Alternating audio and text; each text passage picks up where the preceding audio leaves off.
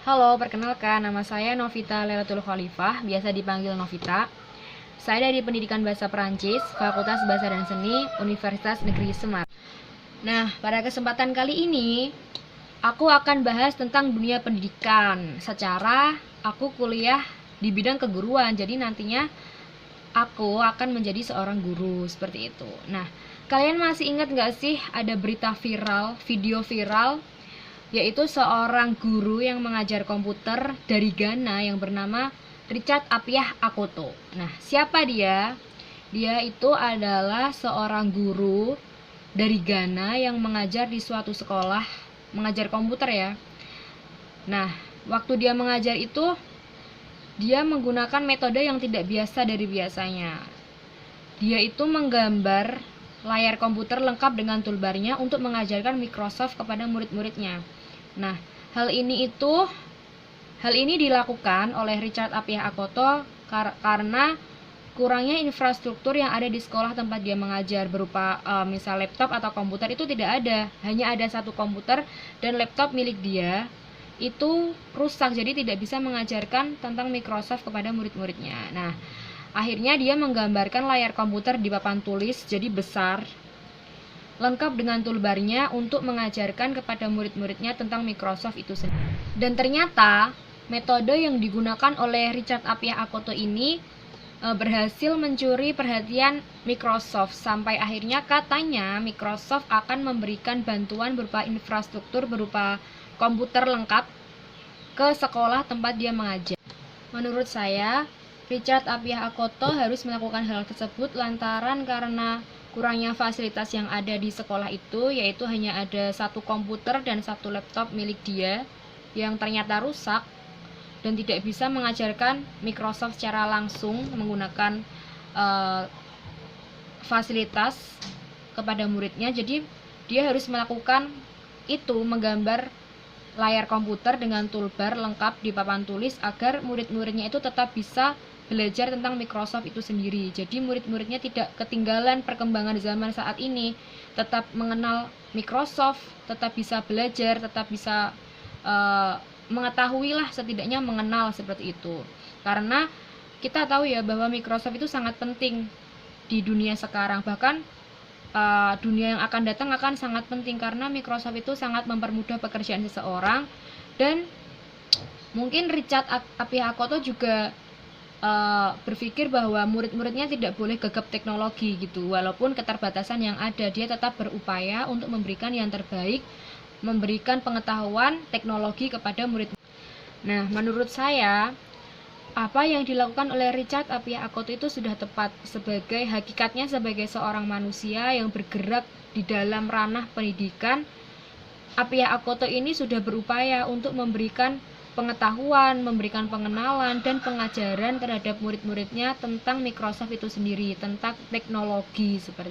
Nah, namun akan lebih baik jika diimbangi dan dibarengi dengan ketersediaannya fasilitas yang ada. Jadi bisa mendukung proses pendidikan atau proses belajar dengan baik, dan tujuan pendidikan pun dapat tercapai, yaitu dengan output seorang murid yang paham dan bisa menggunakan Microsoft dengan baik dan benar. Nah, menurut saya, lingkungan merupakan salah satu komponen yang ikut serta menentukan keberhasilan pendidikan itu sendiri. Nah, apabila lingkungan itu mendukung, maka proses pembelajaran akan mencapai tujuan sesuai apa yang diharapkan. Begitupun sebaliknya, kalau lingkungan tidak mendukung, proses pembelajaran itu tujuannya akan sedikit terhambat. Nah, seperti halnya pada kasus tadi ya, di Ghana, itu menurut saya lingkungan kurang mendukung karena fasilitas yang seharusnya ada, fasilitas yang harusnya mendukung proses pembelajaran itu tidak tersedia. Jadi proses pembelajaran sedikit melambat. Nah, seharusnya Menteri Pendidikan di Ghana itu lebih peduli dan memperhatikan fasilitas apa saja sih yang dibutuhkan di sekolah-sekolah agar proses pendidikan itu dapat terwujud tujuannya. Menurut saya, hal yang perlu dipertimbangkan dalam proses pelaksanaan pendidikan yaitu kurikulum, karena kurikulum merupakan pedoman dalam pelaksanaan proses pendidikan nasional. Nah, kurikulum ini disusun sebagai upaya mewujudkan cita-cita atau tujuan dari proses pendidikan nasional di suatu negara itu sendiri. Kurikulum harus disusun sesuai dengan situasi dan kondisi yang ada pada peserta didik itu sendiri. Nah, harus sesuai dengan zamannya juga. Karena apa? Contohnya saja seperti ini. Zamannya sekarang itu kan zamannya milenial. Semuanya serba cepat, semuanya menggunakan teknologi yang super canggih. Nah, pada contohnya pada kurikulum K13 revisi ini, pada ujian itu sudah menggunakan komputer, sudah berbasis komputer. Itu artinya dunia pendidikan sudah menggunakan teknologi yang tepat pada saat ini, yaitu menggunakan teknologi komputer untuk lebih efektif, misalnya lebih efektif dalam mengoreksi jawaban, lebih efektif dalam akuratnya jawaban, seperti itu.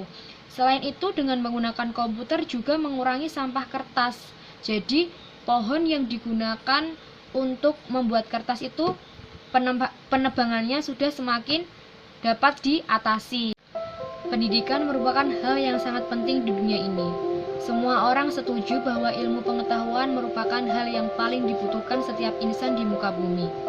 Seorang guru, seorang pendidik memiliki fungsi, memiliki tugas yang sangat besar, yaitu mencerdaskan kehidupan bangsa. Bangsa yang besar, bangsa yang makmur, yaitu bangsa yang memiliki generasi muda yang berilmu. Kita sebagai calon pendidik memiliki kewajiban untuk mentransfer ilmu. Kita sangat dibutuhkan.